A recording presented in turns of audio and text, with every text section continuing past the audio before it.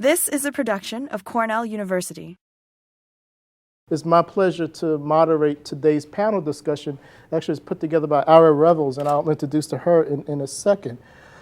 This is part of a Black History Month program, and for those of you who don't know about Black History Month, it actually was started by African-American historian Carter G. Woodson. He started as the Negro History Week back in 1926. And by 1976, I believe, it kind of mushroomed into a month. But I tell people I celebrate it all year round, so that's how that goes. This panel is titled A Brief History of Black Education in America, Ithaca, and Beyond. Members of this panel will take a historical look at the American educational experience from a Black or African American perspectives. First on the panel will be Ira Revels.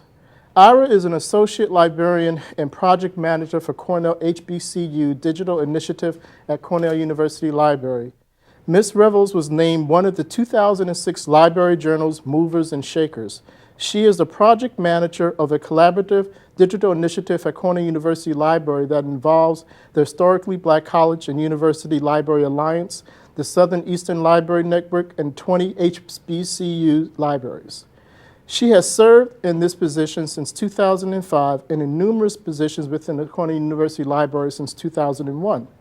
As a project manager, she develops, coordinates, and implements digital library training and workflow support on behalf of partnerships in the initiative. She's a native of New Orleans, so I guess it's Ash Wednesday. Yeah. Native of New Orleans, Ira received a BA MD degrees from Northwestern State University, MLS from the University of Pittsburgh. Her professional career has been dedicated to improving information and technology literacy among underrepresented groups. Ira has given numerous presentations on digital imaging, planning digital projects, and technology for digital media production. She is also a 2007 Fried Leadership Institute Fellow. In 2007, the Black Caucus of the American Library Association awarded Ira the Dr. John C. Tyson Young Professional Award. This is a very prestigious award. Ms. Revels today will discuss the role of historically Black colleges and universities during the mid-19th century. She will use images from HBCU Digital Collection, a collaborative project involving Cornell University Library and 21 HBCUs. Some of these colleges include Fisk University in Tennessee, Howard University in Washington, D.C., and my mother's old college, Morgan State University in Maryland. Next on the panel will be Margaret Washington. Dr. Washington is a professor in history department at Cornell University. Dr. Washington first joined Cornell in 1988 as an associate professor. Her specialties are African American history and culture, African American women, and Southern history. She is one of the foremost authorities on the Black experience. Washington holds a BA from California State University, Sacramento, an MA from New York University, and a PhD from the University of California, Davies. She has taught history and culture at the California State University, Sacramento, University of California, Davis, University of California, Los Angeles, University of California, Irvine. And she also was the director of Africana Hispanic Studies at Colgate University. Professor Washington's most recent major work is titled Sojourner Truths America. This is published this year in 2009. This definitive biography unravels Sojourner Truth's world with a broader view of American history, slavery, and other significant reforms in the turbulent age of Abraham Lincoln. Sojourner Truth America nobly provides a unique lens into the unlikely ancestry of a New York Black woman and former slave who was unschooled but became a rousing preacher and political orator. Margaret Washington also published the only modern edition of the narrative of Sojourner Truth. Professor Washington today will discuss Black education in antebellum New York City with a special focus on the African Free School. At a time when no public education existed, this privately run institution provided formative education for individuals who became the most important African American leaders in the pre-Civil War era. Last but not least is a good friend of mine, Sean Eversley-Bradwell. Dr. Bradwell is an assistant professor in the Center for the Study of Culture, Race, and Ethnicity at Ithaca College. Dr. Bradwell serves as the coordinator for the African Diaspora Studies minor. His current research teaching interests include race theory, hip hop and pedagogy, He received a BA in Political Science from the University of Rochester, an MS in Education from Rochester's Margaret Washington Graduate School of Education and Human Development, and most recently a PhD in Policy Analysis and Management from Cornell University. Raised in Amsterdam, New York, Dr. Eversley-Bradwell now resides with his wife, Nicole, in Ithaca. Prior to his position at Ithaca College, Sean served as the secondary social studies teacher and assistant to the principal at the Lehman Alternative School for the Ithaca City School District. Through his professional and personal involvement in education, as well as his work with community organization, Dr. Eversley-Bradwell is committed to working towards one more meaningful teaching and learning. Professor Eversley-Bradwell will briefly summarize his dissertation research with particular attention to a short retelling of the history of Black students in Ithaca, New York. Revealing numerous examples of resistance and agency, this history helps us to map race, impacts, and structures local communities here in Ithaca. Each person will present for 20-25 minutes, and I'm the timekeeper for this wonderful event. And afterwards, if time allows, we will also open it up for discussions. And so, Ira, you're first. Good afternoon, everybody. Good afternoon, come on. It's 4 o'clock on a Wednesday afternoon, and we're all excited to be here. Yes? Yes, okay. I want to thank, in particular, Janet McHugh and Ellen Marsh and CJ Lance for their work and their role in helping to make this happen. So my talk is on the founding of these historically Black colleges and universities, or HBCUs, as they're often called. Historically Black colleges and universities, or HBCUs, play a vital role in the education of African Americans. The first HBCU was established at Cheyney University in Pennsylvania on February 25th, 1837. In total, there are 103 HBCU colleges and universities. Most of these were established after the Civil War. Many were founded by ministers, church groups, and individuals. And at least one, Lincoln University in Missouri, was actually founded by a regiment of Black soldiers and their white lieutenant after the Civil War. They have a very interesting story. HBCUs provide 2- and 4-year education. For example, Payne College in Augusta, Georgia is a 2-year college. Others, such as Howard University, provide 4-year degrees and offer a rich set of educational programs. For example, at Howard University, the recent establishment of the graduate degree in hip-hop might be of particular interest to Cornell University community, since the archives here recently established the hip-hop collection. Some of the images actually are around the room. As you can imagine, the libraries and archives at these institutions contain rich histories and tell many stories.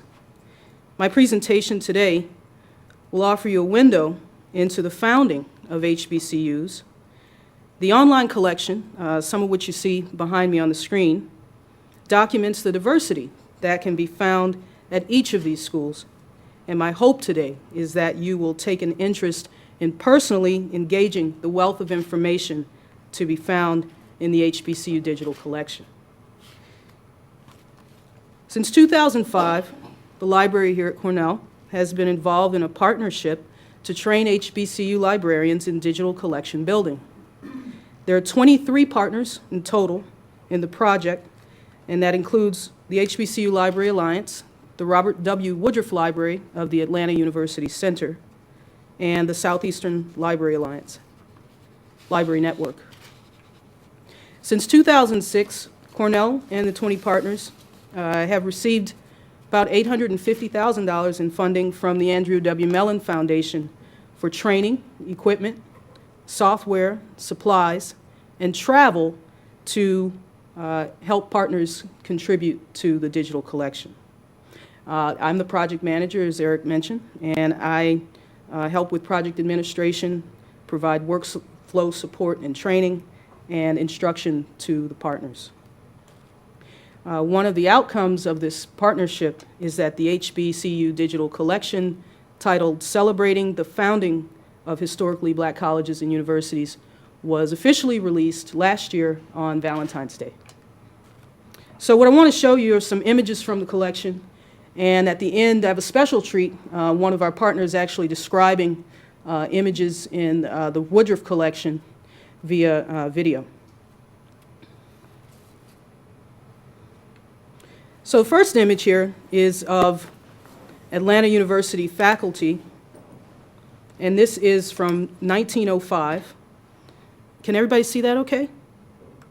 Right? Pictured in this photo, in the upper right-hand corner, is a young W.B. Du Bois, right here. After his special fellowship at the University of Pennsylvania, in which, according to the Du Bois Learning Center, he effectively studied blacks as a social system in Philadelphia's 7th Ward slums, Du Bois taught at Atlanta University. He would go on to teach there for about 13 years. Later on, the Atlanta University actually combined with Clark College to form Clark Atlanta University.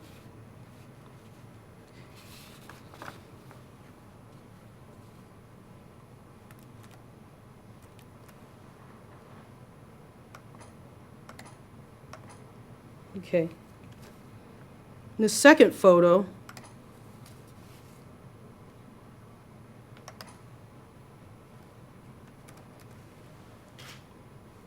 is, as I mentioned in my brief introduction, HBCUs offer a wide variety of courses, and that is evidenced in this photo of students in an architecture course. This is from Tuskegee University.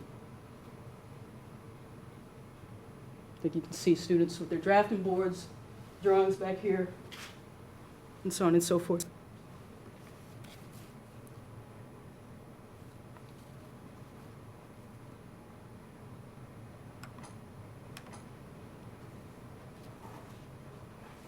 This third photo, or this third image,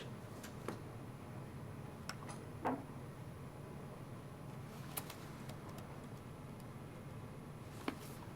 me get it over here.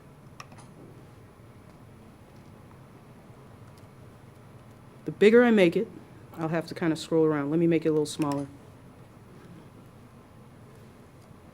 Okay, this third image is from Virginia State University, and it is of the 1884 Normal Institute for the Education of Teachers. It's a certificate that was the result of folks who participated in the institute received this certificate at the end. The institute was held on campus during the summer, and this particular certificate was issued to William Layton on August 22nd, 1884, signed by the principal, James Storham, and State Superintendent R.R. Farr. Virginia State University, like several HBCUs, has gone through several name changes over the years, and numerous examples of this kind of thing can be found throughout the digital collection. They even have images of early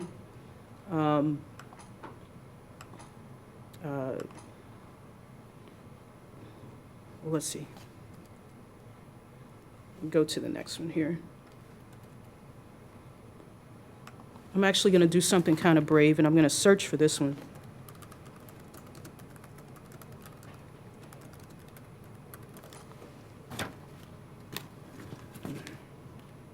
If I could spell.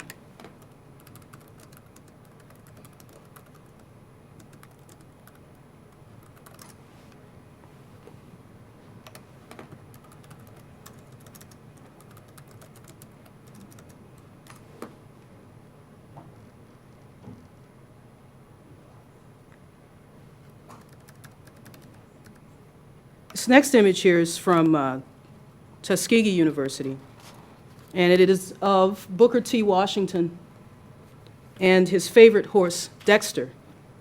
Booker T. Washington was president and founder of Tuskegee University, then Tuskegee Institute, in 1881. You'll also recall that George Washington Carver, the inventor of peanut agricultural science, he was the director of agriculture at Tuskegee Institute from 1897 until his death in 1943. Booker T. Washington asked him to please come and direct that, that department, which he did.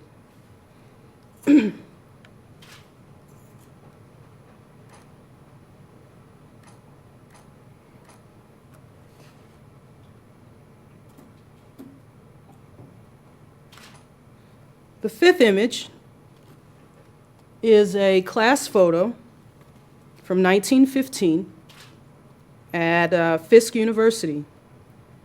This photo has features pictures of two future Virginia State University faculty members, Felicia D. Anderson and Edna Meade Colson.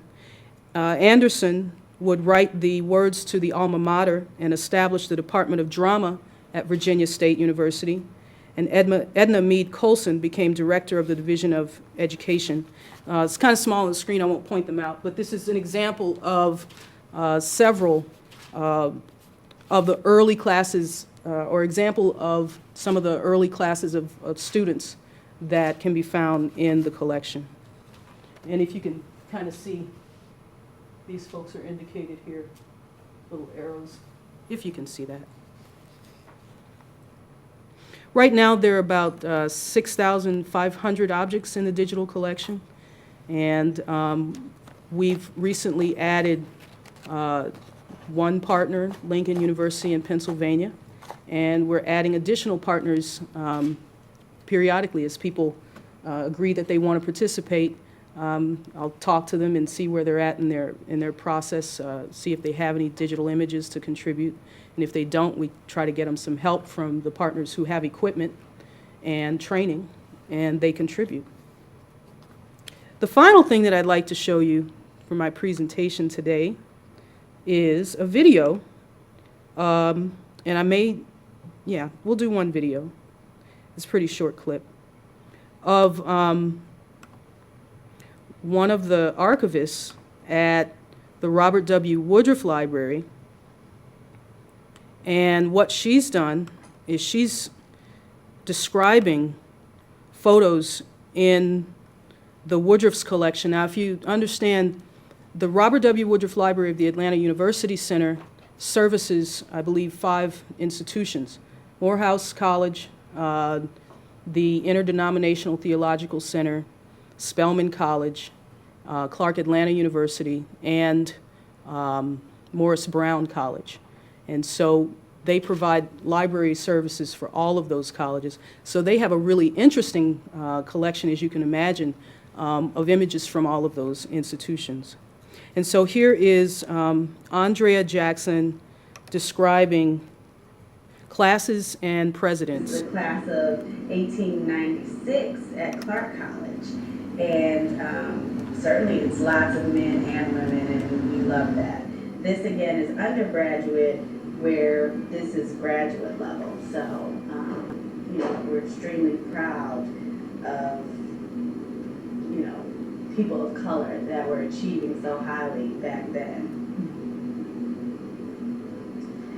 So we talk about the presidents who were leading these students. This is Wilbur Thurgold, and he actually was an acting president of Clark University, as well as dean of Gammon Theological Seminary. So we're able to share the history of both of those institutions through documentation of this photo of this man, Wilbur Thurgold. This is John Hope, one of our most famous presidents.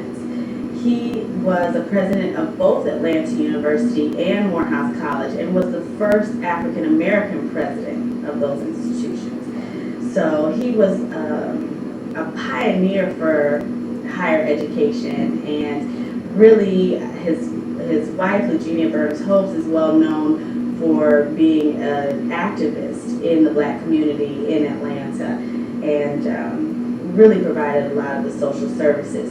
So you can see that certainly he was working on the education of Blacks. She was working on the social improvement and empowerment of Blacks. So. Great. More video to share at some other point. Thank you guys for listening to the presentation, and I hope you get a chance to check out the collection.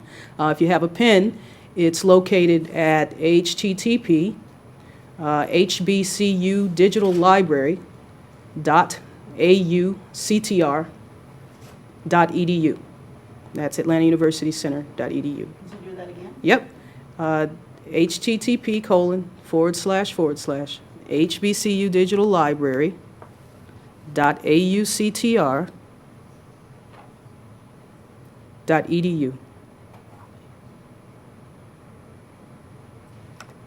Thank you, folks. Thank you.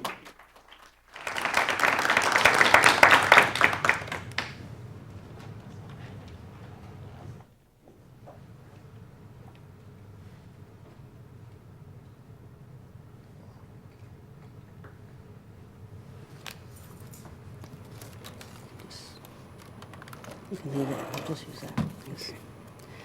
Good afternoon, everybody. First of all, a disclaimer. I am not an expert on education in New York or anyplace else. And I came to this topic or this interest in black education through my work, my research on Sojourner Truth. So that's how I got into it. And so if you ask a question, I don't know the answer. That's probably why. But it's a fascinating subject, and there's not a lot on it in the secondary literature, and it is a story crying to be told. In 1785 in New York City, a group of white Quakers and Federalist politicians that included Alexander Hamilton, the first Secretary of Treasury, and John Jay, the first Supreme Court Chief Justice, formed the New York Manumission Society, an organization dedicated to the gradual extinction of slavery in New York State and to the improvement of the conditions of the free people of African descent. 2 years later, in 1787, that same Manumission Society established the first benevolent society school for blacks in the state. This free African school, as they called it, would later multiply into several schools and eventually evolve into the city's black public education system. The Manumission Society members believed that education would reduce white prejudice against blacks and thereby work toward ending enslavement. The lesson plan, therefore, at the school focused more on what whites called moral improvement, piety, frugality, and the work ethic. More on that than it did on spelling, penmanship, grammar, and astronomy, although those were included. I was very interested in the astronomy aspect of it, and from what I can gather, that had to do with the fact that so many black men went to sea. I don't quite get the relationship, but I saw that in some of the literature.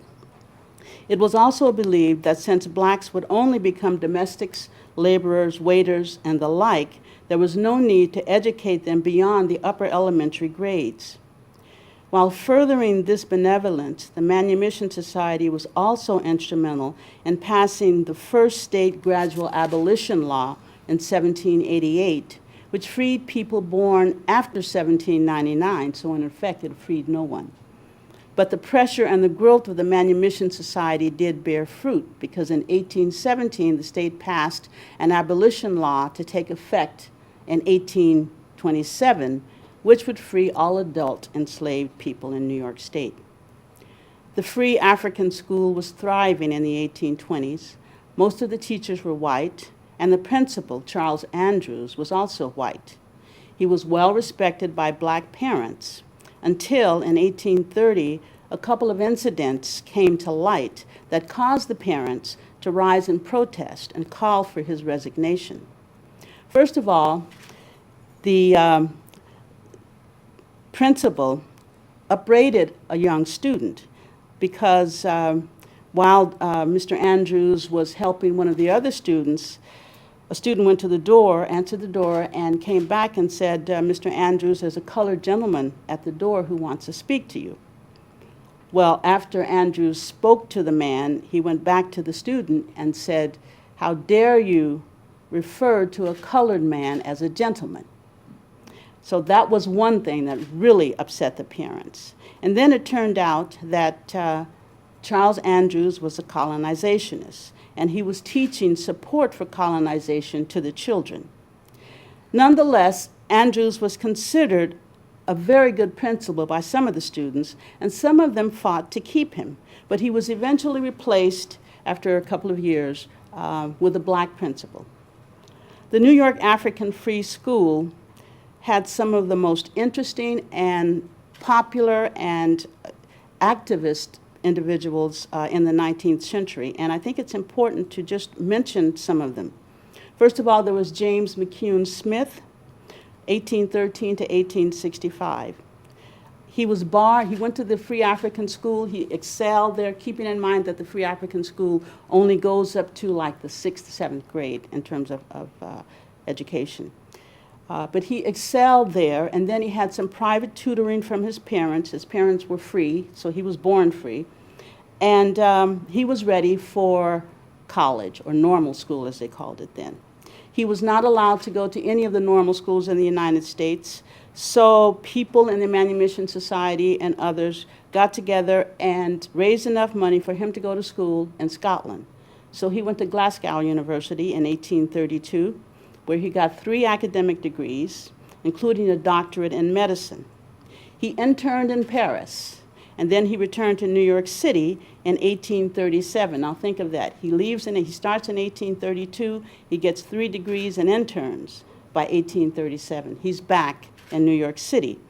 And there he distinguished himself as a physician among his people and as a pharmacist. He was the physician, the resident physician for the Colored Orphan Asylum for many years, for which he got very little pay. He was also a radical abolitionist, very close to people like Frederick Douglass, whites who were active in the anti-slavery movement, such as Lewis and Arthur Tappan and Gerrit Smith. He organized what was called the Committee of 13. This was a committee in New York City in 1850 who organized against the Fugitive Slave Law of 1850 and vowed to do everything they could to spirit people out of New York City, because New York City was full of people who had been self-emancipated for many years but were now being hunted down. So he had a very illustrious career as an activist. Toward the end of the antebellum, the end of the antebellum era, he joined the Republican Party with some trepidation, but it was at that point the only viable political party that had the power to end slavery, and he died in 1865, just after the end of the Civil War. Then there was Ira Aldridge, 1807 to 1867. Ira Aldridge was a student along with James McCune Smith. All these men that I'm referring to went to school together at the same time. He very early on, besides excelling in academics, showed a proclivity for the theater. And at that time in New York City, there was a theater called the Grove Theater, a black theater, because blacks could not go to white theater, so they formed their own. It turned out that the Grove was so popular that whites started going. And the owner of the Grove made whites sit in the balcony, which is what they usually reserve for blacks, in a segregated area where they couldn't see very well. The Grove didn't last very, very long, but Ira Aldridge began to hang out at the Grove. And the middle-class African-American community, the people who were aspiring for social mobility and economic mobility, were very religious. And children or anyone who wanted to aspire to social and economic mobility did not go to the Grove. So when Ira's father found out that that's where he was hanging out as a kid of 13 or 14, he told him he'd rather see him dead than hanging out there. And he said, well, I want to go into the theater. He said, I'd rather see you dead than in the theater. So he ran away at 17. He got some help from a British actor who had seen him and thought he was very talented. And he was a stowaway on a ship. He went to England, got help from this British actor whose name was Watson, and became one of the most famous tragedians in America, in Europe, Britain, and Russia at that time. He was on the London stage numerous times throughout his illustrious career. He played Othello, he played Zanga the Moor. There was a very famous playwright called Edward Young who wrote a play that everyone was raving about called The Revenge. He got the lead in that. He got the lead in musical farces. And he got the lead in plays that the lead was not black, which raised the ire of some Brightons, but nonetheless he got those leads. So he was Macbeth, he was Shylock in The Merchant of Venice. He had a very illustrious career, but he would not come back to the United States. He got several offers to come, but the idea was if he came, he would have to perform in segregated audiences, and he refused to do that. The crowning achievement of his life was when the great British actor Edward Kean became violently ill, and they called on Ira Revels to play the part of Othello. And this was a part he had played many times before, but he'd never been asked to take the place of the person considered Britain's greatest actor. So that was the crowning achievement of his life. He always wanted to go back to the United States, but he reconciled himself to the fact that he could never go and perform for his own people in an integrated setting, so he refused to do that. Whereas other people, other entertainers, were doing just that, performing to segregated audiences. And then there were others that I can't mention in the interest of time, such as Theodore Wright, was a famous Presbyterian minister, the first graduate of Princeton Seminary, and Henry Highland Garnet, very prominent African-American minister, Presbyterian minister, activist, leader of black conventions, the first person of color, first African-American to give a sermon in the halls of Congress right after the Civil War. And nonetheless, Garnet became so disillusioned with American racism after the Civil War that he migrated to Liberia. And all of these men and many more whose names, if I went through a roll call, I'm sure some of you would recognize, went to school together in the African Free School and became very prominent. So the point is that the African Free School was doing a great work in New York City. Well, with the emancipation in 1827 and New York City's black population mushrooming to 19,000 people, other means of education were necessary besides the privately run free African schools, because it's important to keep in mind that these schools, they're important, but they can't possibly serve the entire black community. And it's also important to keep in mind that these are people who just got out of slavery. And the idea of having the means to provide the clothing for your children to go to school was a problem. So wealthy, benevolent white New Yorkers formed charity societies, one of which was called the Public School Society. This group operated the largest charity schools for blacks in the state of New York, and they would eventually take over the free African schools. But unlike the Manumission Society, the Public School Society was not interested in erasing prejudice or in overall black improvement. The charities served all poor children, and this is a time in the 1830s when Irish immigration is becoming very, very large in New York City. So it's an issue of what they're doing for the poor, which includes not only African Americans, but Irish as well. And this is not the only society, but it is the most important one, and it's significant to African Americans because it becomes, people say that the African Free School became a public school when the Public School Society took it over, but that's not true. It was not a public school in the way we think of a public school, that is funded by the public. Unlike the Manumission Society, this society was not interested in black improvement. The charity served all poor children, it segregated children, it hired black teachers but paid them less. Moreover, the Public School Society was intricately linked to the American Colonization Society. Now, if you don't know, this organization was formed by Southern and Northern whites, Southern slaveholders, and Northern white racists to rid the nation of all free blacks by sending them to a region in Central West Africa newly carved out that today we call Liberia.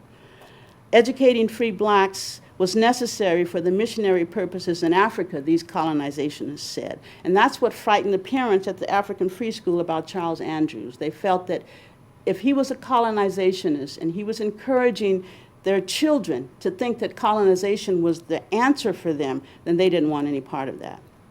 The Public School Society also adopted the Lancaster method, which is the idea of using the brightest students in the class to teach the other students. And that was a way of cutting down on money to hire actual teachers. So the level of education that blacks received was not as good as, was only as good as the teachers that they had, who were students themselves. And it certainly wasn't as good as the schools when they were in the hands of the Manumission Society, which hired bona fide teachers.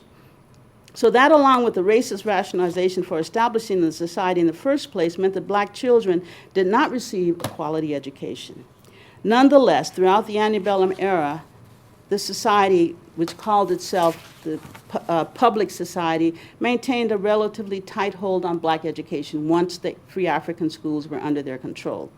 Because once the Manumission Law was in effect in 1827, the New York Manumission Society began to think about disbanding. And once they disbanded, then they turned the schools over. The other way in which African Americans were educated was through the Sabbath schools. The Sunday school movement swept across the nation in the early 19th century. It began for those who it began because they wanted to have these schools for people who didn't go to church, or because when you went to church in this era, you had to have a pew, and you paid for your pew. So if you were poor, you couldn't rent a pew, then you usually wouldn't go to church. So it began for those who didn't go to church, couldn't go to church, or those who didn't go to school, because children worked just like adults did. So the Sunday schools, when they began, they taught the 3 R's as well as religion. And for many blacks, the Sunday school was the only means of basic education. Both children and adults, as I said, worked in the daytime. Sunday schools were not popular at first because conservatives, these are people we call Sabbatarians, protested that having a school on the Sabbath was a sin and a desecration of the holy day. And it also absolved the parents from their own religious responsibility and their control over their children. They also complained that it was run by lay people and not by ministers. So it was at first not very popular. But the movement caught on, first of all, because it didn't cost anything. And all of these schools cost something, except the Free African School. But the other schools, even once they were taken over with the Public Society, even they had a charge. So the Sunday schools cost nothing. The teachers were obviously dedicated and idealistic. They weren't there for the money. And it was a way to influence the poor, which is what benevolent people always want to do. For most white black children, this was the only schooling they had. And from the very beginning, blacks were attracted to the Sunday schools. The person credited with bringing the Sunday school to New York City was a black woman, a former slave named Katie Ferguson. She was born in slavery and separated from her mother at the age of 8. She converted to Methodism, and the Methodists purchased Katie's freedom. She married, had 2 children. Her children and her husband died, and the young widow became a cake maker and a confectioner and did a thriving business. She married, had 2 children, but lost them all to illness. How am I doing? 5 minutes. Okay. The young widow used her home to care for orphans and poor children with her own resources, because sometimes, especially with black children, when their parents were working, if they weren't out in service, then they just roamed the streets. And so Katie would gather these children and bring them into her house and talk to them about God. She couldn't read and write herself, by the way, and talk to them about God. She would also there were also a lot of displaced children, that is, orphans. She would bring in orphans. And so what she did was she started a foster home, as well as what she called the Sabbath school for children. And on Sundays especially, she would invite all the children in her neighborhood in the 5 Points for Christian teaching. And a white minister named John Sanford would watch her, and he was so impressed with her work that he offered her a lecture room in his church. And that began the first Sunday school in New York City. It was open to all children of all colors, and from this began New York City's Sunday school movement. With the exception of Katie Ferguson's Sunday school organization, because it grew and other churches emulated her, the ones that the high church, that is the Presbyterians, the Episcopalians, the Dutch Reforms, the ones that they established were all segregated. And blacks' response to that was what's happening while these Sunday school movements are going on and they're being segregated in the high church, is the black independent movement is happening.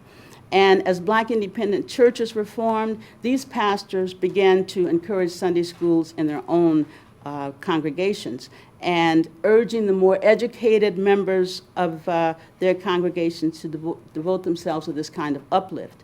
So by the 1820s, black church Sunday schools were thriving, and by 1860, there were 10,000 black children and adults throughout the state in Sunday schools. And this became a major form of learning.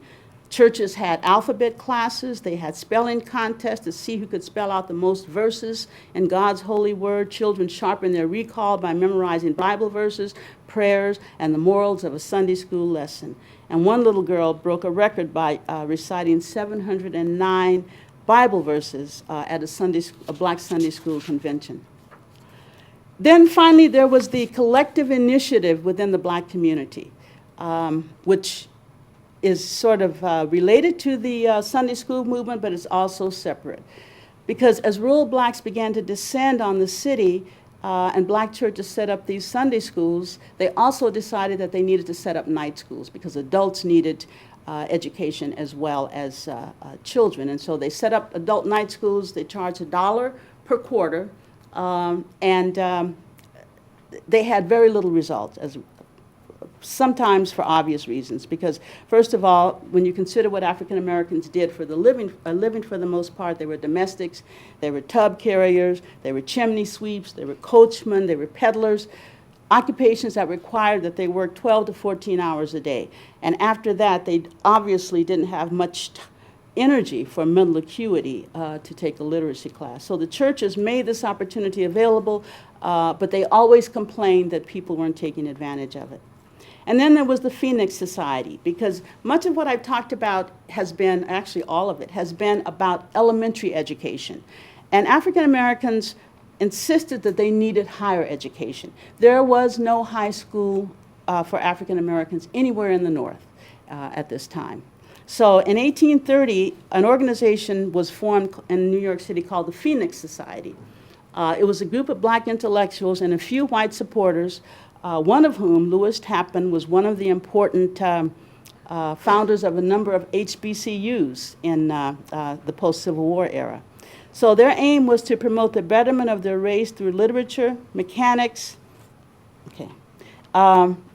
literature, mechanic arts, and moral improvement. And from 1831 until 1848, they tried to establish a high school. I'm fast forwarding here. At one point, they tried in 1831. They had a building.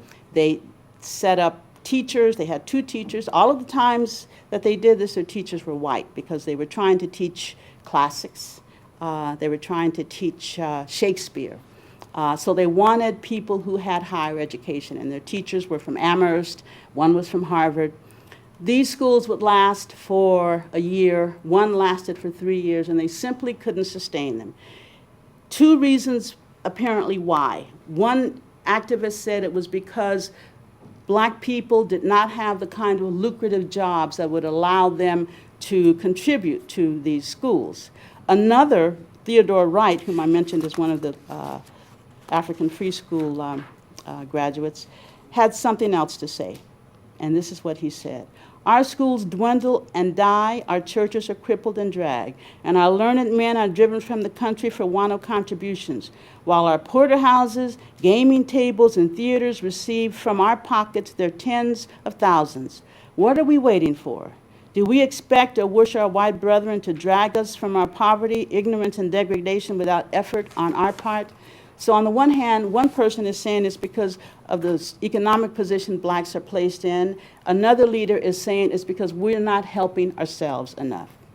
Nonetheless, they continue to try and set up these high schools until finally the Board of Education was formed. In 1842, New York City formed a Board of Education. But again, it wasn't a Board of Education that had under its rubric all of the schools. It was a Board of Education that the Common Council gave money to help some of the private schools. And the African Americans set up a society called a Society for the Education of Colored Children, and again, they tried to establish a high school. It lasted for a year. And at that time, in 1847, there was only one high school in the North, and that was in Cincinnati. By now, there are far more Irish in New York City than African Americans, and the Irish are a very powerful voting bloc. They can vote, African Americans cannot.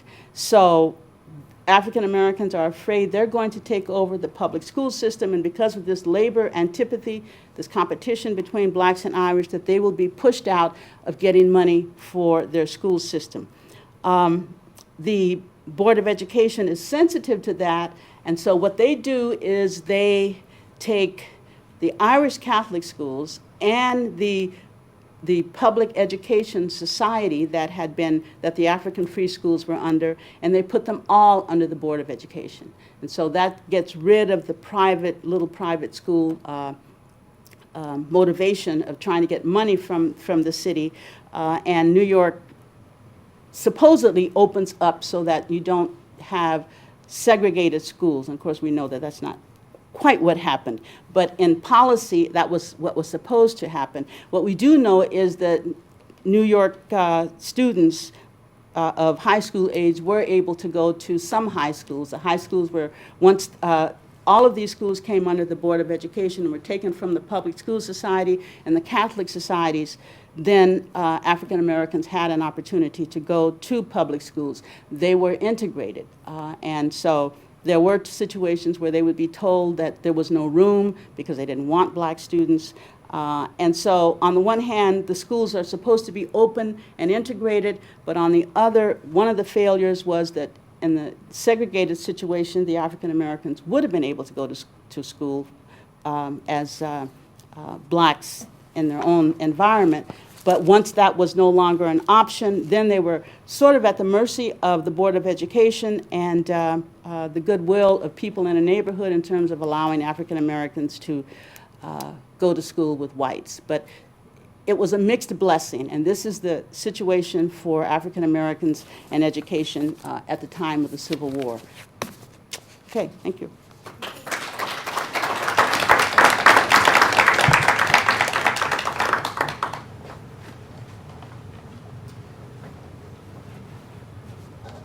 It's not a Mac.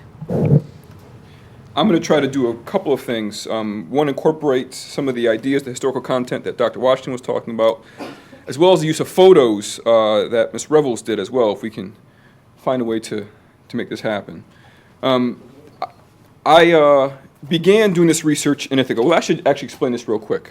I'm going to try to do a couple of things.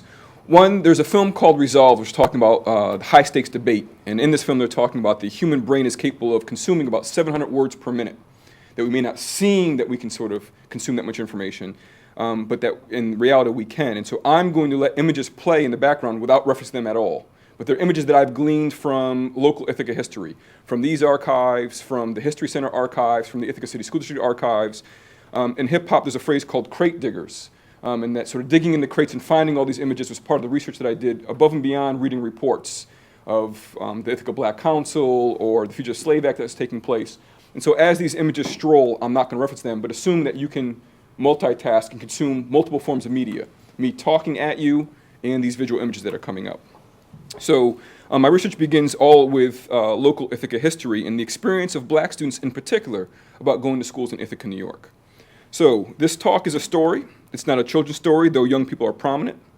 It's not an epic, though it is informed by centuries of history. And it's not a fable, though it does include judgments of morality. This story is an educational counter-narrative and tells the history of educational success and struggle in Ithaca, New York. According to the National Center for Educational Statistics, black students are almost 4 times more likely to be placed in special education classes, nearly 3 times more likely to be suspended from high school, and at least twice as likely to exit school without a high school diploma. In fact, by nearly every statistical determinant, black students in the United States are negatively and disproportionately represented. This disparity in statistics is commonly referred to as, quote, the achievement gap, end quote, and along with some national alarm, there's been a myriad of policy reforms to close the gap. Most of the energy and research spent attempting to eliminate, quote, the achievement gap, unquote, focusing on urban schools and urban communities. And I keep talking about, quote, unquote, about the achievement gap because it's a term that I don't use. It's a term that I think to be assumptive language. And assumptive language is an idea that's usually frequently talked about in real estate seminars of how to transfer ownership. So when we talk about the achievement gap, we're talking about whose achievement? Black students' achievement. No, that's something I dispute. In fact, I'd make the argument we're better off calling it a teaching gap or an education gap as opposed to an achievement gap. It's not that black students aren't learning. I make the argument that they're not being taught. According to people like Mr. Anderson, who writes a book, The Education of Black Students in the South, that there's a famed Southern saying that if the corn don't grow, don't nobody ask what's wrong with the corn. We ask what's wrong with the farmer, right? So I'll use that same sort of idea. This attention is rightfully placed on urban schools for two reasons. First, in particular, we're talking about New York State. The majority of black students attend urban schools. New York State's Big Five school districts, New York, Rochester, Buffalo, Syracuse, and Yonkers, are home to over 75% of all black students in the state. New York City alone is charged with educating over 60% of all black students in the state. Thus, the focus on urban schools is an attempt to address the realities for most black students. By and large, urban schools are said to, quote, have more teachers who are inexperienced, poorly trained, uncertified, more textbooks that are out of date, fewer computers, larger class sizes, and buildings that are in worse repair. It's from an article by a gentleman by the name of Evans.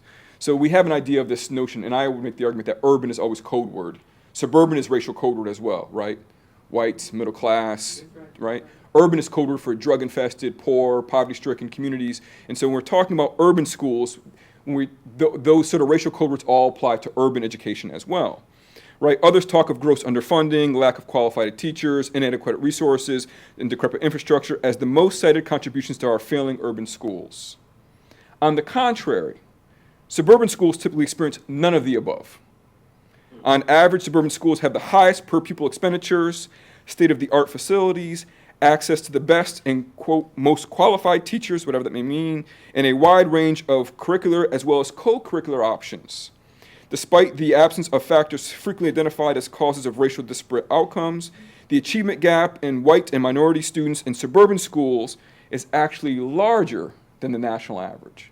So what's taking place in suburban schools that we'd have a racial disproportionality that exceeds the national averages? It seems counterintuitive. Within the past decade, a growing number of suburban communities have, this is from the Minority Student Achievement Network, have acknowledged the racial and ethnic achievement disparities in their primary and secondary schools. In fact, a consortium of relatively diverse, affluent, and educated communities have formed the Minority Student Achievement Network in order to, quote, study the disparity in achievement between white students and students of color through intensive research. It may not be coincidence that a major or majority of the MSAN districts are located in college or university towns. What's going on in university cities? Blank Gumprick defines a university or college town as, quote, any city where a college or university and the culture it creates exert a dominant influence over the character of the community. Amherst, Princeton, Ann Arbor, Eugene, Madison, Chapel Hill, Cambridge, Evanston, on, are all communities with rich histories of academic excellence, and all are founding MSAN members. Now, what does it say about Ithaca, which not only has a university, but also a college, right? We are a university town and a college town. Nearly all of the MSAN school districts can be found on a national list of the best school districts in the United States. So, in short, even in the best school districts, and in communities where education literally dominates the landscape, racial disparities in educational outcomes are pronounced by race. It is within this context that this project turns attention to Ithaca, New York. While Ithaca is not an MSAN member, though the lead researcher is Mr. Ferguson out of Harvard University, who's also done some research here in Ithaca. Ithaca shares numerous MSAN qualities with other districts. Not only is Ithaca the quintessential university town, hosting both a Ivy League university and a selective private college, Ithaca also has a legacy and reputation as one of the nation's finest, and this is long-standing. By most measures, Ithaca is a community of academic excellence.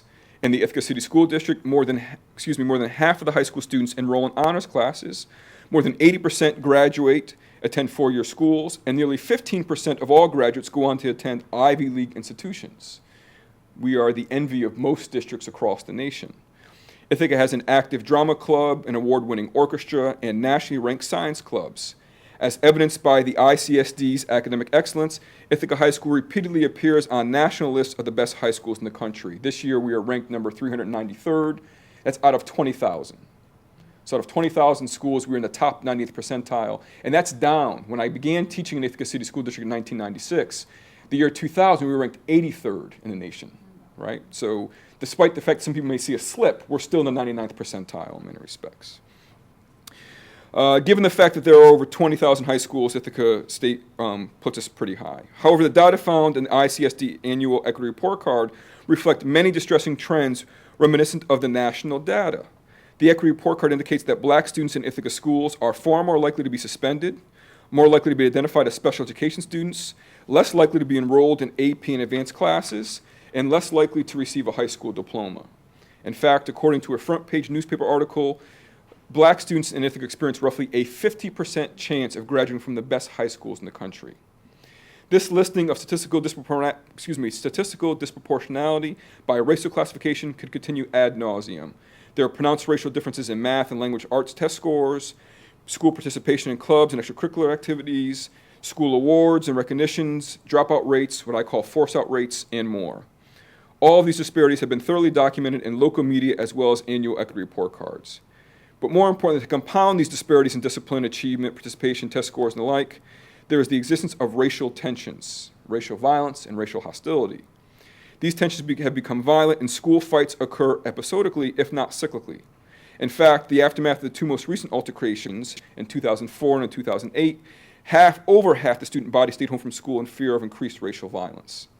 Harvard University researchers, Cornell researchers, the college researchers, the Office of Civil Rights, the Tompkins County Human Rights Commission, and the U.S. Department of Justice have all conducted separate investigations in Ithaca schools in the past decade. So to better understand this history and the experience of black students, I engaged in a two-part process. One, I interviewed black students about their experiences directly after the period of racial tensions in 2004. Secondly, I combed the archive to provide my research with the appropriate socio-historic context of black students in Ithaca, New York. What does the history tell us about the experiences of black students in Ithaca, New York? Part of what emerges and part of what you're seeing and part of what I'll discuss is the history or his story of educational inequality in a community of academic excellence, and a short word about my findings. In making meaning of the history of Ithaca, I extrapolate key three ideas. First, and most obviously, education in Ithaca has deep and treasured roots. References to Ithaca as a center of learning reach back over 200 years. In fact, Ithaca's first attempt to form a college in 1822 are precisely what makes the Ithaca Academy, Ithaca's first high school, possible. Ithacans put in a proposal with John Hobart to get a college. John Hobart is given the college. We are not. We are told if you can raise another $10,000, $15,000, the state will entertain your proposal. Rather than take the $8,000 that Ithaca thought it would take to formulate a college and raise another $15,000, they take that money and formulate what they call the Ithaca Academy in 1822. So well before New York State compulsory laws in 1874, Ithaca has a high school that predates, not just for black students, but for white students, that predates us by 50 years. And so you start finding that folks from all over the world come to Ithaca precisely to get a high school education, a high school diploma. Cornell begins in 1865, as folks know, and there was an attempt to form this symbiotic relationship between Ithaca High School, quote-unquote Ithaca Academy, and Cornell. So if you get through the academy, your admittance to Cornell University was almost guaranteed. So students start moving to Ithaca not for the high school diploma, but precisely because it opens the doors to not any academy, to this academy, to this institution, right? And so Ithaca has been talked about as a center for learning for over 200 years. Ithaca has been celebrated and celebrates itself as a global center of learning. Ithaca's libraries are as vast as its schools. A research university, a liberal arts college, a community college, high schools, Catholic schools, private schools, alternative schools, homeschooling, massage schools, vocational schools, Suzuki schools, free schools, Republic schools, Montessori schools, and a growing schools of hard knocks can all be found in the greater Ithaca community. Ithaca community has a storied and diversified tradition of academic excellence, and this helps to explain why for Ithaca and for Ithacans, education is the industry. Second, even within a community of academic excellence, the needs of some students have always been neglected. Since its inception, Ithaca High School has struggled to form a cohesive community. Reports of a fragmented student body begin to emerge before the turn of the century and can be traced at any given time interval. Sevan Terzian's research and writing on the early years of Ithaca Public Schools proves instructive here. Terzian writes, quote, "The lesson to be learned from the historical case in Ithaca as well as these current examples is this. If secondary schools are to cultivate thoughtful citizens in a democratic society, policymakers and administrators must devise new ways to solicit regular and ideas and needs from all," his emphasis, "their constituents." Considered efforts to integrate and many times segregate Ithaca High School reflect a local awareness that not all students receive the highest quality education. As much a tale of academic excellence, the story of education in Ithaca is also one of academic failure. The third and final theme for me is the paradox of resistance. More specifically, a resistance to oppression and a resistance to equity. In the former instance, there is clearly strong legacy of resistance to oppression. This is evidenced by local black folks' fight to secure freedom during enslavement. The very first black folks in Ithaca were enslaved. That's how black folks come to Ithaca. So when Dr. Washington was talking about born free, that is always a notion that jars me because I keep forgetting about this idea of being born free and born enslaved as a legal doctrine. What does that mean? But the very first folks that came here, and you may have saw the quote, that early settlers brought human chattel along with movable goods. They brought slaves. So the Speedsville Farm, which is located in Brooktondale, New York, is one of the first places that we have enslaved Africans beginning in Ithaca, New York. So their fight to obtain their freedom, the works of Peter Webb, Daniel Jackson, Peter Wheeler, Harriet Tubman, George A. Johnson, Dr. Crengalvin, and others are notable about black folks' resistance. Organizations such as the St. James AME Zion Church, who celebrated its 175th year in existence, 175 years of a local black church, that's quite some time. Alpha Phi Alpha, the very first national black Greek organization that begins on Cornell University. The Southside Community Center were formed in large part to resist isolation and segregation, right? Part of the reason why A-Phi-A begins is because black folks weren't allowed into white fraternities. They weren't allowed to live into white dorms. They lived off campus with local black families. Ithacans formed the Serve Us League, the Council for Equality, the Ithaca Black Caucus, and the Village at Ithaca as organizations who actively refused to accept educational failure. By any measure, the agency in Ithaca's black community is impressive and equally noteworthy as the continued cross-racial and cross-economic alliances. So I'm impressed by not only these cross-racial attempts, but attempts to reach across cross-economic lines, cross-class lines. History informs us that Ithacans demonstrate an unwavering audacity to fight for a qualitatively better community. Simultaneously, however, there is a legacy of resistance to equity. In other words, Ithaca's history included a government decree that denounced the fugitive slave law. So in 1850, when Congress passes this fugitive slave law, the Ithaca government passes a legislation that denounces that and says to black folks, in the South specifically, if you get here, we'll harbor you, we'll house you. Now that is much more in word than in deed, but that's an impressive point to take place. But also includes, as timing would have it, a KKK rally that marched down State Street. That was 500 strong and marched down the streets of Ithaca in 1925. So we're torn. We had this dual nature in Ithaca of wanting to be progressive but also being utterly racist. There's stories in 1850 of local black actors who could not stay at the Ithaca Hotel because they didn't serve colored folks, right? I know Ithacans present themselves as being progressive, but we are as much of the racial national character as any other community. Racial fights, specious legal codes, and overt discrimination in employment and housing are interwoven in Ithaca's history. As Claudia Montague writes, quote, although Ithaca has a cherished reputation for racial tolerance that predates the Civil War, the experience of its black community did not differ greatly from those blacks almost anywhere in the nation. We're part of the United States and we're part of that history. Similar to national models, Ithaca has constructed a school system and community culture that actively works to maintain racial and economic power hierarchies. Attempts to formulate policies that would promote equity have meant frequent and at times fervent resistance. Programs, resources, and offices designed to promote equity have been systematically eviscerated. Claims of budgetary and/or political constraints are found throughout local history. Despite, or rather alongside, the many platitudes placed upon Ithaca, resistance to equity is a formative part of Ithaca's character. One hypothesis guiding my work was that the naive belief that no one had dug deep enough, that no one had pushed through the frustration, the anger, the confusion, or the struggle to solve local educational problems. After all, these may be national issues, but they are oftentimes lived locally. That difficulty existed because no one had solved the riddle, In order to remedy this educational and community crisis, I read for answers. I read books on black education. I read Carter G. Woodson, Du Bois, David Walker, Mary Bethune-Cookman, Janice Hall, Geneva Gay, Sonia Neto, Sean Ginwright, and I can go on. I read books on educational theory and democracy and oppression. John Dewey, Pierre Bardot, Samuel Bowles and Herbert Gintis, Joel Spring, Henry Giroux, and the list can go on. I read books on Afrocentric epistemologies, Malefic Asante, Cheikh Anta Diop, C.T. Quito, Patricia Hill Collins, and others. And I read local historians, Carol Kamen, Field Horn, Corinne Galvin, Claudia Montague, William Daddy George, right, some folks may know the George William Agency, Frank Boynton, and scores of journalists. When I could not find answers in the national literature, I then sought answers from local black students. When I could not find the answers from local black students, I sought answers in the local history. The more I read, the more I researched, the more I began to see an interesting pattern develop. There exists a plethora of suggested answers, and throughout the national and local history, the best recommendations are repeated often. Rather than affirming my research findings, this repetition actually began to cripple my research. The possibility of recycling the same policy recommendations seemed academically disingenuous. During the 1879 commencement ceremony for a relatively young Ithaca high school, Ithaca's first Board of Education president rose and addressed the students, parents, and community members. It was the commencement ceremony for Miss Jessie A. Johnson and her classmates. Miss Johnson was the first class to complete Ithaca High School's public four-year curriculum. Though this public school begins in 1875, the very first students to get all 4 years were in 1879.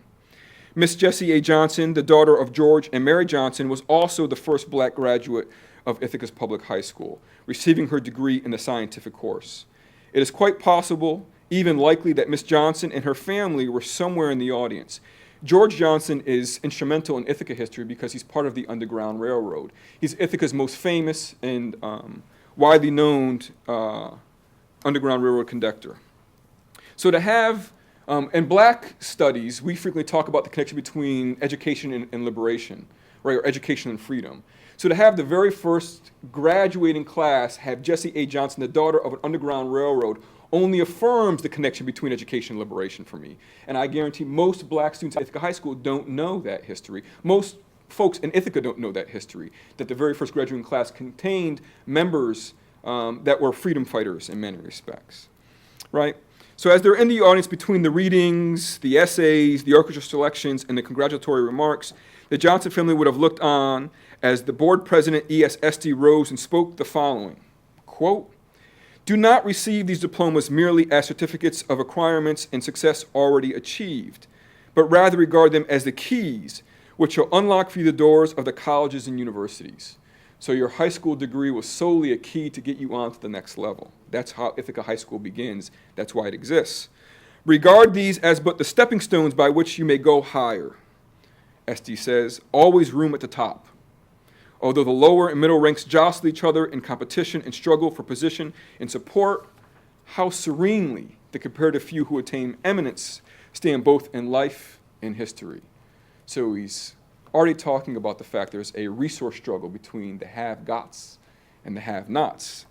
And you want to be on top because there's always room for you here. And that became the title of my dissertation, Always Room at the Top. Right? We're not worried about you poor white folks who come from rural areas. We're not worried about you poor black folks who come from urban areas. We're worried about the sons and daughters of professors and of administrators and of deans and of provosts. You're the children that we want to get on to college, nobody else. A century later, Ithaca High School diploma still unlocks the doors of the nation's best colleges and universities. However, over a century later, we still continue to see the lower and middle ranks struggle and jostle for support and position.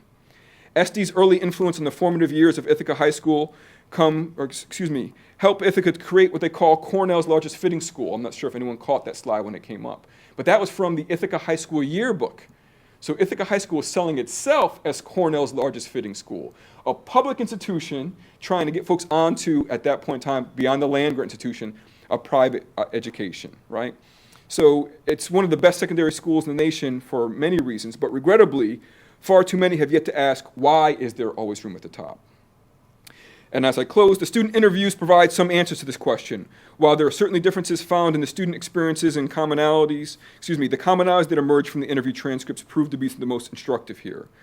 The participants called for diversifying the faculty, requested that teachers possess cultural competence, asked for curricular relevancy, and strongly recommended disciplinary reforms.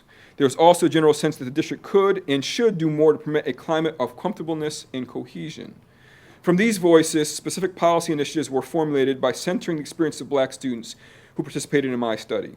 They recommended policies that included creating dynamic learning spaces. This is never more true than the advent of things like Wikipedia, which has changed the way in which knowledge is constructed. It is no longer, I give you assignment, you go home to your alcove, hide by yourself, and come back and spit back to me. It's much more interactive. Students are never far from their communication devices, right? The constant need to be able to connect it to others and information feedback loops. So we should take that as maybe a way to change our classroom spaces. Increase staff training, development, recruiting, and retain a racially diverse staff. Reform and expand the curriculum, utilize alternative assessments, revamp disciplinary practices, as well as begin the process towards detracking, which is a process that actively integrates or segregates students. I go on to say things like the Aspen Commission has asked for people to consider their policy recommendations, all 75 in total, and I make the same recommendation. Doing one of these may be worthwhile, but only when we do all of them is the problem, or will we find some sort of positive outcomes. Despite my optimism, and I am optimistic about the role of education to dramatically impact students' lives, what I've come to realize is that we already know what to do. This is what history taught me. We have known what to do. If we listen to students and their families, if we review the history, if we critically read the state of policies, we have all the ideas that would make a difference both locally and nationally. The problem does not exist because we lack the brain power to discover answers or the resources to create a solution. Ithaca has had some of the best of Ithaca black intelligentsia come through these doors. Between Cornell and Ithaca College, we repeatedly cycle through, and we can ask why many folks leave, but we cycle through the best of the black intelligentsia. Comes through Ithaca, New York. Right? So that's not the answer. It's not brain power. What we lack is a collective willingness to match word and deed. We have not yet put into practice what Ithaca's own have put onto paper. We come close, people have often fought, organized, and collaborated. Sometimes we diligently try, but ultimately we allow transformation to fail. We can identify a host of potential factors. Critical race theorists call it whiteness as property, interest convergence, empathic fallacy, or our own lack of sociohistoric comprehension. One of the things I was trying to work on is trying to reinform the collective memory. Since Ithaca is so transient as a college or university town, that people lack a collective memory or community memory. And how do we understand the experience of black folks throughout history, that the issues we're seeing in the high school today are not new? 1861, 1844, 1832, I can point you to reports and documents all along the way that are talking about the exact same thing, right? The failure of transformation could easily be a result of greed, fatigue, passivity, ignorance, apathy, or worse, malice. In the final analysis, it is not the educational policies that need to be addressed, but rather our larger community politics. All of my recommendations have been made previously. Each has strong advocates, again, locally and nationally. There is no shortage of supporting rationales, policy proposals, research reports, or action plans. The reality is that the policy initiatives have been decidedly unimplemented, purposely unimplemented. And as a result, and until the Ithaca community decides that our disproportionate educational outcomes are no longer desirable, black and poor students will continue to have roughly a 50% chance or a 50-50 chance of graduating from one of the best high schools in the country. My question is, where do we go from here? Thank you.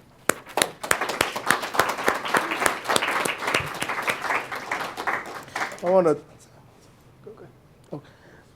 technical difficulties. I want to thank the three speakers for giving us some very much food for thought. I mean, Ira starts off with talking about historical black colleges. It's actually showing us some very important images. And the one thing that can't be lost with her dialogue was the importance of the historically black colleges for African Americans, because this was the place they had to go because they were shunned out of so many other places. And Professor Washington gave us an excellent overview of independent or African free schools that were established in New York City and the struggle to maintain them. But the thing that came away for me with that was the people, the leadership that came out of these schools and how they were able to maintain themselves. And lastly but not least, Sean Eversley-Bradwell gave us a really great critique of the struggles and racism and the plight of African Americans here in Ithaca in terms of what they went through. And the last thing he left me with was really striking in terms of the intelligence that have gone through here, but also the struggles for the common folk, not just African Americans, but also poor white and rural areas that are shunned out of it. So with that said and done, we have a few minutes. I'm sorry we're going a little over, but we started a little late because of technical difficulties. Now what I want to do is just spend maybe, I don't know how much time we have, maybe 5 to 10 minutes for question or Q&A session for members in the audience. So just raise your hand, I'll point to you, comment, question, and then we'll take it from there. You could direct it to one of our panelists as well. Yes, Professor Aslamumba. As someone in education, it's a wonderful experience for me to listen to this history and contemporary issues. Because of lack of time, I will limit myself to one question for the three of you. Is the international dimension in the 19th century? I came a little late because I was in another meeting, but I came on time to hear Ira talking about the inclusion of Lincoln University. Lincoln University, which started as Ashmont Institute, whose objective was to train people for overseas, to go to civilize missionaries. And of course it changed status later on at the Civil War, and when they realized that there was work to be done right here in terms of helping to construct and change the name. Margaret was talking about that colonization society, and is it Andrew's, the effort? It was at the same period. And the same period when the Ithaca Academy, so I'm always interested in seeing what was happening in terms of the interface of race, class, and the international dimension that was so much at the center of all these experiences. Colonization was the most powerful movement at that time. There was a big abolitionist movement to end slavery immediately and for black equality, but it was marginalized. Most people who talked about the issue at all wanted blacks colonized in Africa. And Lincoln University was going to be one of the ways they were going to train people to go over there, because the rationale for sending the black population back to Africa was to civilize the Africans. And so they needed an institution where they could train people in the way they wanted to train them, so they could go back and civilize them. But Lincoln's mission shifted after freedom, but that is why it was established, yeah. My own, the international aspect in my own research, it's interesting, the very first yearbooks in Ithaca would list the addresses of the students. So, we don't have those privacy issues today, right? But it was amazing to me to keep seeing that there are folks coming from all over the world. China, now I would assume that many of these folks weren't black folks, but China, India, England, France, Germany, that was listing as their hometown. So what you find is people not just moving from California or from Canada to coming to the United States, but making the trip overseas in 1908, 1905, 1903 to get an education here, in large part because they knew that would then springboard them on to Cornell University. May I just add the international dimension of, ironically, later Lincoln, that was going to colonize Africans, trained by accident some of the African leaders who were going to free Africa of the Europeans. Nnamdi Azikiwe of Nigeria and Kwame Nkrumah. So quite interesting. Peter, did I see you have your hand up? Yep. Professor Washington, I'm curious about the sources for the story of the Africa Free Schools. I would be, just thinking off the top of my head, I can't imagine there's much of an archival record for them, that they might not even be the subject of newspaper articles or other commentary. So I'm curious, and so I was amazed that you got so much out of your story, and I'm curious what you're drawing upon. Well, at the New York Historical Society, they have the New York Manumission Papers. And within the New York Manumission Papers are the records of the Free African Society. They're wonderful records because they even have the children's drawings and the names of some of the teachers. I mean, I was looking for information about Sojourner Truth's son, who was literate, and I wondered if I'd find his name, but I was also interested in who the women teachers were, and I was interested in the salaries. So they had all that kind of information. And then once the Public Education Society took it over, they have records. So those records are there. And in addition to that, because the New York Manumission Society was all white, there were no blacks in it, and these were prominent people, in their records, like in their diaries, they'll say, went to the Free African School today and heard such and such give an oration. And so, yeah, it's amazing how much, that's why I say it's a story just crying to be told. Can I comment on that briefly, that point? This is partly what got my research started. When I started reading local histories, I kept reading local historians say things like, there's no black folks in Ithaca, or or black folks weren't archived. And that, if we're here, we're this way in which the archive is. And so what I started realizing is that my reading of the archives is vastly different than other people. So I'm finding things that a number of folks aren't looking for that lens. And so I usually begin this talk about showing photos from 1889 or 1875, showing individual black students. Like, it depends on what you're looking for, that if we're part of the existence, of course we're archived, of course we're here. And that may be different from an archivist perspective, but from a researcher who's a non-trained archivist, I'm always finding much more there than people ever assume is there. Always amazed me. You never see black people on Seinfeld. Anyway. Yes.